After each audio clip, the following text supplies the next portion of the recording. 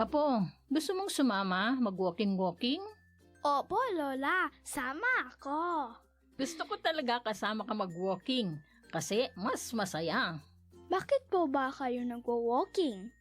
Maraming benepisyo sa pisikal at mental na kalusugan ng walking. Nakakatulong din sa emosyon at pagtulog ng mahimbing. Siyempre, para sa mga buto, kasukasuan at muscles para hindi manghina. Kaya pala malakas at maganda ka pa rin, Lola. Siyempre naman, lalo na at kasama kitang mag-walking. Sasabayan pa natin ng kanta. Walking with Jesus, walking every day, all along the way. Walking with Jesus, walking with Jesus along.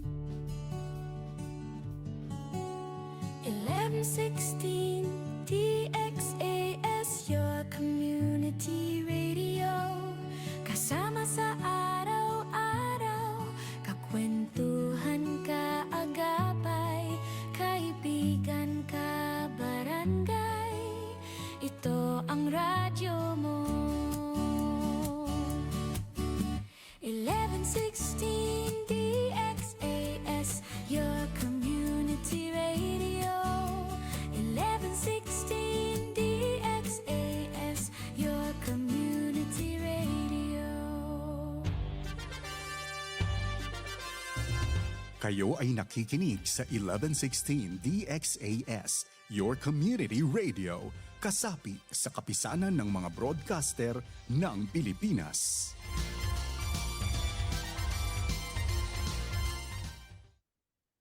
Ang tamang oras, ganap ng 6:00 ng umaga sa buong Pilipinas.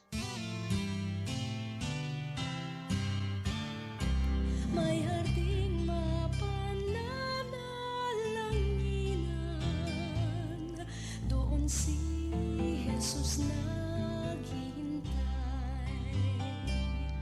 O kay inam ng panalangin ang hardin, doon kay gandang manalangin. Tayong natulog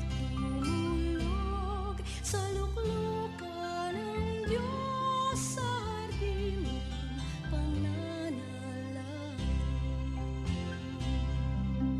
O kay sarap ng Isang mapagpalang umaga sa iyo, Pilipinas, at isang mainit na yakap ng pag-asa sa lahat ng ating mga nakatune in ngayon, saan mang sulok ng mundo, mula Luzon, Visayas, Mindanao, hanggang sa ating mga minamahal na kababayan sa ibang bansa. Ito po ang inyong lingkod, Pastor Eman Aquino, welcoming you to another beautiful morning dito sa ating programang Hardin ng Panalangin. Kumusta po kayo mga ka-HNP? Alam ko marami sa atin ang dumaan sa matitinding bagyo nitong mga nakaraang linggo, literal man na kalamidad, o yung mga personal na bagyo sa ating buhay, pamilya, at pananalapi. Pero teka muna, tingnan mo ang iyong sarili. Narito ka pa. Nakakahinga ka pa ngayong umaga at ibig sabihin, hindi pa tapos ang Diyos sa buhay mo. Kaya bago tayo magsimula, sabay-sabay nating ipahayag ang ating deklarasyon. Laging tandaan, every gising is a blessing.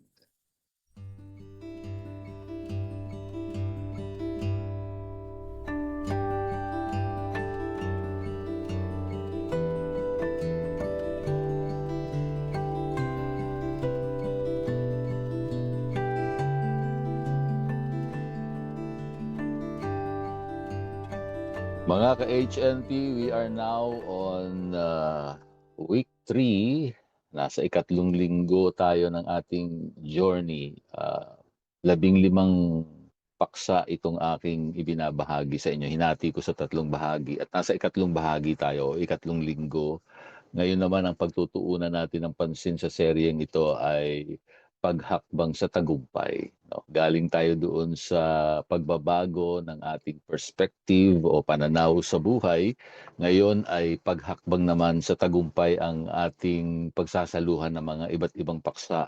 At ang ating pag-uusapan ngayong umaga o ang ating focus ay napakahalaga. No? Speak life, deny death. No? Magsalita ng buhay, huwag kamatayan. Buksan po natin yung ating mga Biblia sa Kawikaan 18:21, Proverbs 18:21.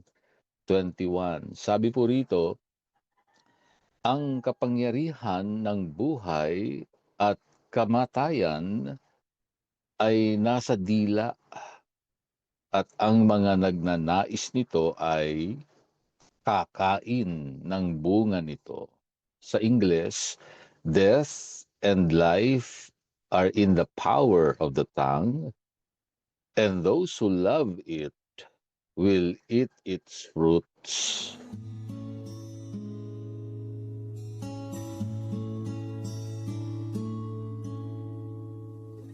Tingnan natin sandali ang background nitong ating binasang talata sa Kawikaan. Alam naman natin na ang Kawikaan ay isinulat po ng pinakamatalinong hari na si Haring Solomon.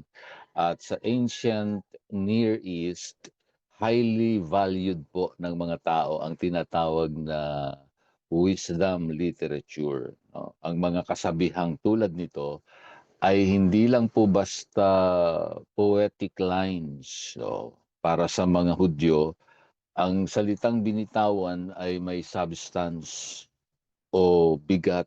No? Kasi naniniwala sila sa Diyos na lumikha ng lahat ng bagay na nagsalita lamang at lahat ay nalikha. No? Sabi nga po, alam nila yung salita ay may kapangyarihang magbago ng realidad. Yun po ang ibig sabihin nito. So hindi lang ito basta kasabihan o kawikaan o mga pangungusap na may karunungan, kundi may kapangyarihan po itong taglay, physical man o spiritual. No? So yung mga salita ay tinatrato nilang parang binhi, no, na itinatanim. Kapag itinanim mo, asahan mo na tutubo ito at kakainin mo ang bunga nito, mabuti man o masama. No? So ganyan po yung pagtanaw nila dito sa aklat ng Kawikaan ni Haring Solomon. Ngayon, ang tanong ko sa inyo ganito, di ba, mga ka-HNP, ano ba yung itinatanim ng dila mo sa iyong buhay ngayon? No? O kaya sa mga nakalipas na araw? Medyo mag-evaluate tayo ng konti. You see, after a crisis or a storm, no, pagkatapos nating dumaan sa bagyo ng buhay, literal man o ito ay paglalarawan lamang ng mga problemang dumaan o hinarap natin, alam nyo, kasunod napakarami nating complain, di po ba? Napakadali kasing mag-complain, madaling magreklamo. Kapag bagsak ang ekonomiya, halimbawa, kapag walang-wala na, no, ang reflex ng tao ay sabihin, wala na tayong pag-asa. Katapusan na natin to. Baon na naman tayo sa utang. Yan yung karaniwan nating naririnig, di po ba? Kapag nakakarinig tayo ng mga balita na, well, hindi po maganda sa pandinig. Pero itong ating text, nagpapaalala sa atin na yung ating mga salita ay may kapangyarihang taglay. We dictate the atmosphere of our future by the words we speak today. Napakahalaga po nito, matutunan natin. Kapag sinabi mong wala na akong mararating, well, you are speaking death over your potential, di po ba? Pero kapag binaligtad mo at sinabi mong nahihirapan ako ngayon, pero may gagawin ng Diyos, well, you are releasing life. No? Well, hindi po ito tungkol dun sa sinasabi nating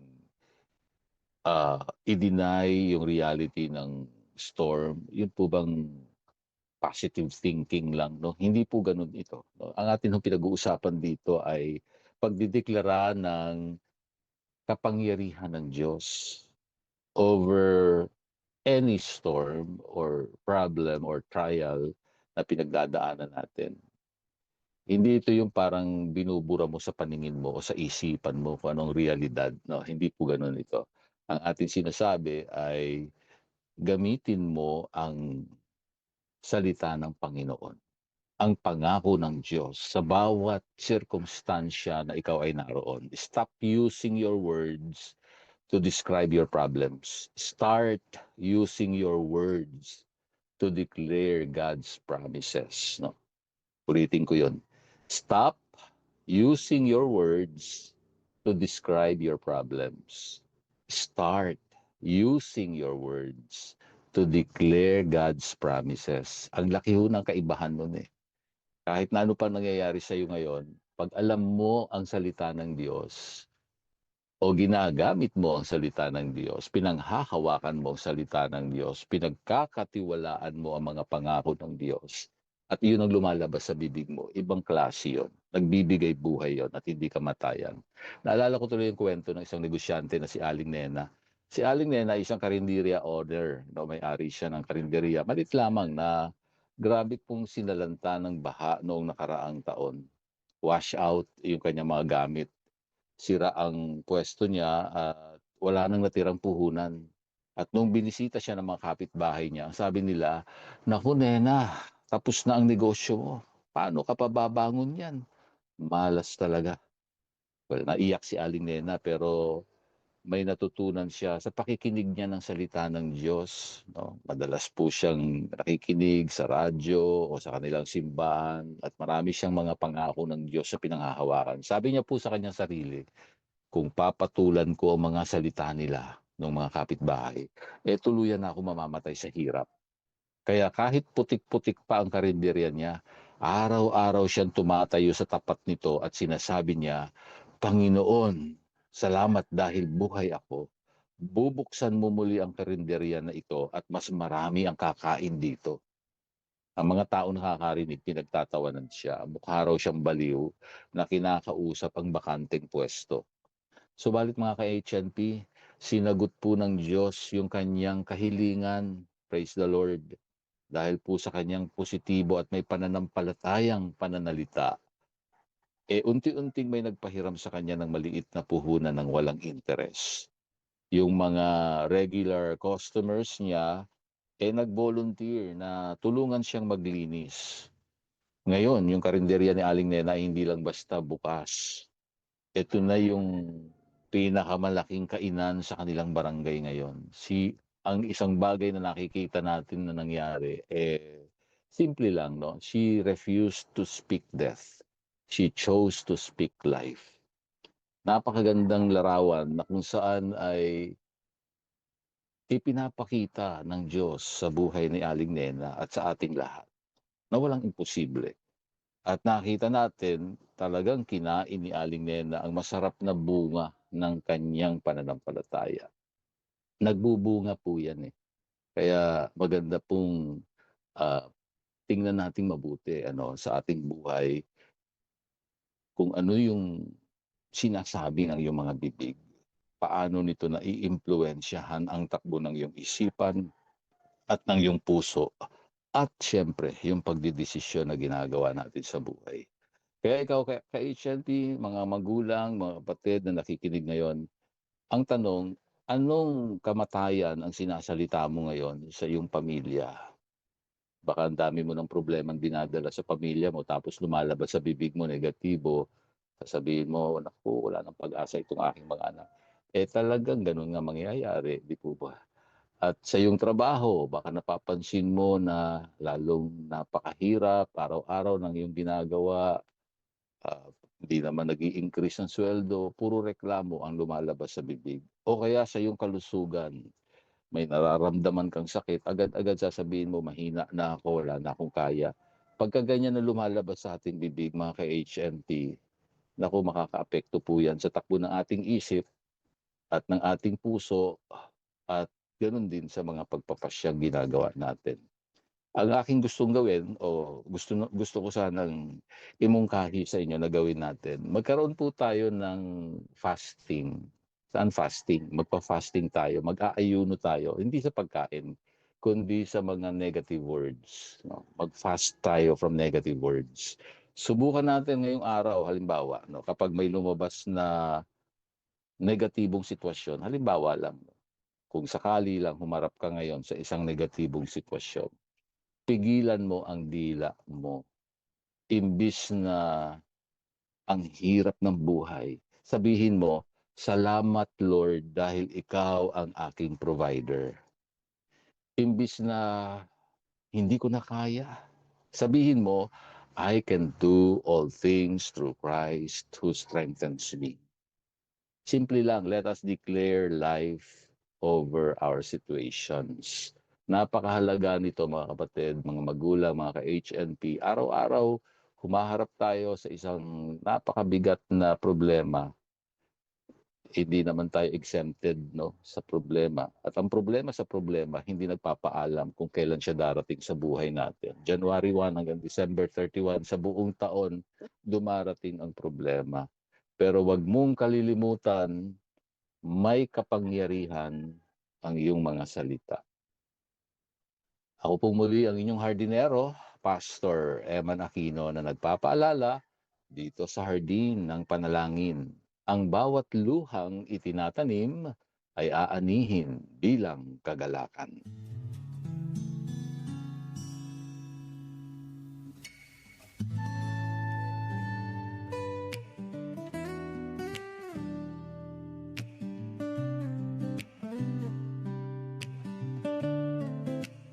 Sa simula pa lang, hindi ako karapat-dapat, pero pinili mo akong pagtiwalaan, O Diyos, sa mga gawain mo.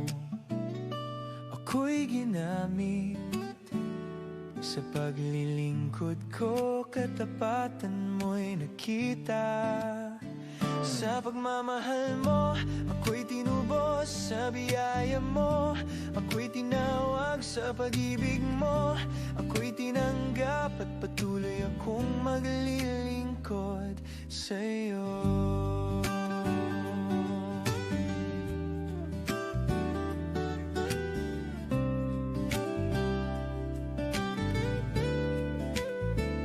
Pinagkatiwalaan mo, O Diyos, sa kabila ng aking mga kahinaan, ginamit mo ako upang magpatotoo ng iyong kapangyarihan at biyaya.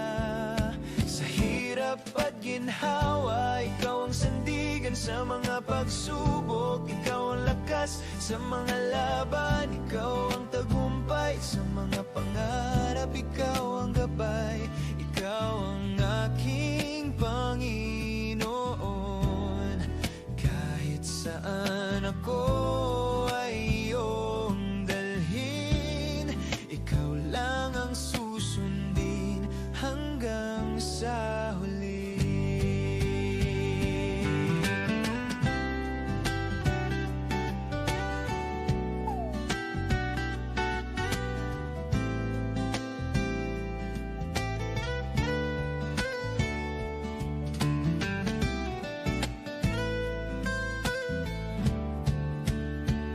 Sa pagmamahal mo, ako'y tinubos sa biyaya mo. Ako'y tinawag sa pag-ibig mo. Ako'y tinanggap at patuloy akong maglilingkod. Sa pagmamahal mo, ikaw ang sandigan sa mga pagsubok. Ikaw ang lakas sa mga laban. Ikaw ang tagumpay sa mga pangarap. Ikaw ang gabay. Ikaw ang simula ngayon at wakas ng buhay ko. Ikaw at ikaw lang, O Diyos, ako ay sa'yo.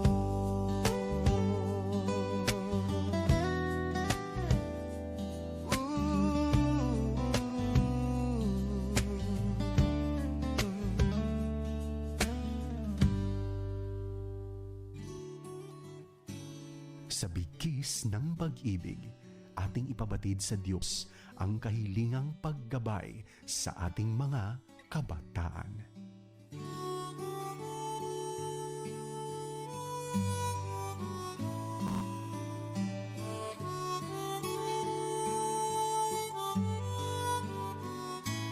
Kayo po ay sama-samang manalangin, dakila at mapagmahal naming Diyos. Muli po kaming lumalapit sa iyo na may pusong puno ng pasasalamat. Salamat po sa regalo ng buhay at salamat sa susunod na henerasyon ng aming mga kabataan. Salamat po sa kanilang lakas, talino, at sa potensyal na inilagak mo sa kanila upang maging liwanag po sa aming bansa. Ngunit Panginoon, hayag po sa iyong mga mata ang kanilang mga lihim na struggles.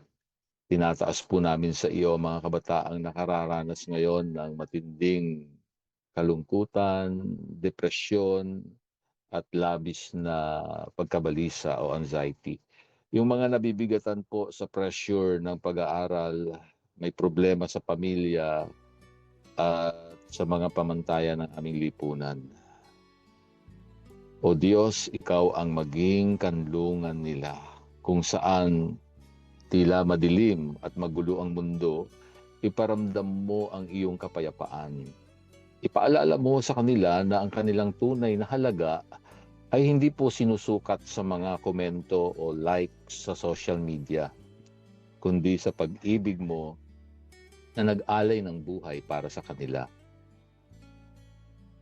Sa pamamagitan ni Jesus, pinatunayan mo ang pagmamahal mong ito sa bawat isa. Kahit kami makasalanan pa, si Kristo ay namatay na para bayaran yung parusa ng aming mga kasalanan. Idinadalangin po namin, Ama, ang kanilang paggabay, ang iyong patuloy na biyaya na sila ay humaharap ngayon sa iba't ibang mga hamon sa digital na mundo. Ang daming mga pwedeng mag-akay sa kanila para gumawa ng mali o kasalanan. Sa gitna ng talamak na maling impormasyon, cyberbullying, at sa iba't ibang mapaninlang na impluensya sa internet, pagkalooban niyo po nawa sila ng espiritu ng pagkilala sa mabuti at masama. At nawa ay lagi nilang piliin ay kung ano yung tama, ano yung mabuti, at ano yung sinasabi ng iyong salita na dapat nilang gawin. Naway mabuksan kanilang mga puso at magkaroon ng mas malalim na pakikipagrelasyon sa iyo, Panginoong Jesus, ang bawat isang kabataan. Protektahan niyo po yung kanilang kaisipan. Ilayo mo rin sila doon sa mga bitag ng masasamang bisyo, illegal na droga, maagang pagbubuntis at maling barkada. Bigyan niyo po sila ng lakas ng loob na tumalikod sa masama at piliin po nila yung landas ng integridad. Para naman doon sa mga nawawalan po ng pag-asa dahil sa hirap ng buhay, buksan niyo po yung pintuan ng oportunidad upang maipagpatuloy naman nila yung kanilang mga pangarap. Gisingin niyo rin po nawa, Panginoon, ang aming mga puso, lalo na ng mga magulang at yung mga guro sa eskwelahan at mga pinuno ng simbahan. Bigyan niyo po kami ng pasensya at malawak na pangunawa upang sila ay pakinggan ng may pagmamahal at hindi po namin husgahan. Gamitin niyo po ang programang ito at ang iyong iglesia at ang aming himpilan upang maging isang ligtas na espasyo para sa kanila. Nawa ay mapagkatiwalaan po nila kami. Ipinagkakatiwala namin ang buong kabataang Pilipino sa iyong mapagpalang kamay. Nawa po ay bumangon ang isang henerasyon na may takot sa Diyos, may pagmamahal sa bayan, at higit sa lahat may malasakit din po sa kapwa. Idinadalangin ko yung aming mga tagapakinig ngayon. Salamat po sa pangangalaga mo sa bayaw ni Dolores Gamban, sa kagalingan para kay Daphne Luis Ignacio at maging kay Ate Baby Adriano, Kagalingan po sa kanyang tuhod, sa kanyang apo na si Margox, Lord, absent sa school dahil sa skin allergy. Ikaw ang Diyos na magpapagaling, maging sa behavior ni Anwil. Ikaw ang Panginoon na patuloy po na magbibigay sa kanya ng kalakasan, kagalingan, probisyon sa pangangailangan at pag-iingat yun rin sa buong pamilya. Salamat po maging kay Bel Estraniero na nasa Macau ngayon. O Diyos, ikaw ang siyang mag-iingat sa kanya. Kay Arnel Palencia na nasa Taiwan, Panginoon, patuloy na pagpalain mo kanyang buhay kasama ng kanyang pamilya. Idinadalangin ko rin ang Negrito family. Salamat po kay Evelyn, pagpalain niyo siya. Patuloy pong lumalim din sa kanilang paglapit sa iyo, pakikinig sa iyong salita, lalo pang maging malakas, matatag kanilang pananampalataya. Salamat din po kay Nanay Rosita Par, patuloy mo siyang pagpalain ng lakas at kalusugan. At si Pastor Benz Lunar Manansala, si Captain Roger Aquinlin, si Meding Liana, si Mila Onofre, Marialen Toledo, si Shinalyn Ortiliano, kasama na si Dolly Vicente, Panginoon. Nilalapit ko po sa iyo kanilang mga buhay. At ganoon din, Panginoon, si Ador Malapitan. Salamat po na patuloy na ikaw ang nagpapagaling din po sa kanya.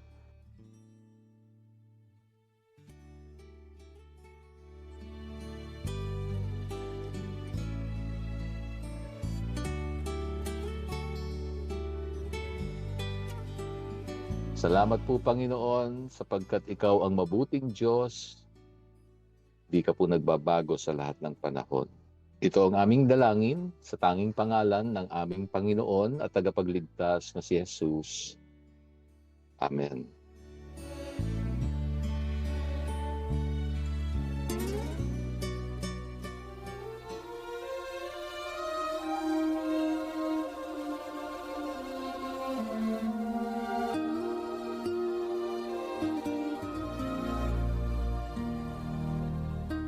Kagalakan ko po ang maging lingkod ng Diyos sa inyong buhay dito pa rin sa Himpilang 1116 DXAS, your community radio. Isa lamang po kami sa mga himpilan ng FEBC Philippines, kasapi ng kapisanan ng mga broadcaster ng Pilipinas. Kung nangangailangan po kayo ng panalangin at pagbisita sa inyong bahay, maaari nyo pong ipadala ang inyong mensahe sa mobile number 0917-125-8201. Hanggang sa susunod pong muli sa parehong oras at himpilan pa rin, maraming salamat sa inyong pakikinig at maraming salamat kay Rolando Alfonso at Romel Paulino na umaalalay sa atin sa bawat umaga. Ako po ang inyong hardinero, Pastor Eman Aquino. Paalala po muli, sa lahat ng ating ginagawa, luwalhatiin natin ang Diyos.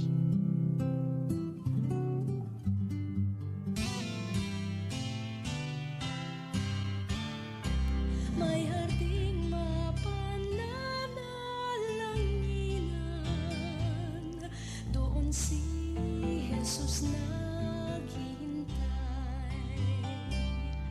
O kay inam ng panalangin ng harding, doon kay gandang